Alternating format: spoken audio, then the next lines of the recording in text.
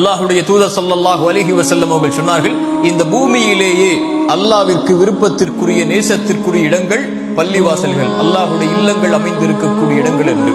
அப்படி என்றால் யார் அல்லாஹ்வுடைய இல்லங்களோடு மஸ்ஜிதுகளோடு தங்களை தொடர்பு படுத்தி வைத்திருக்கிறார்களோ அவர்களை அல்லாஹ் நேசிக்கிறார்.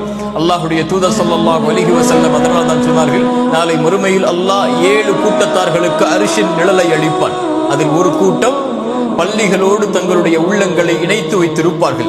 பள்ளியை விட்டு வெளியே வந்தால் மீண்டும் அந்த பள்ளிக்குள் எப்போது நுழைவோம் என்று ஏக்கத்தோடு இருப்பார்கள்.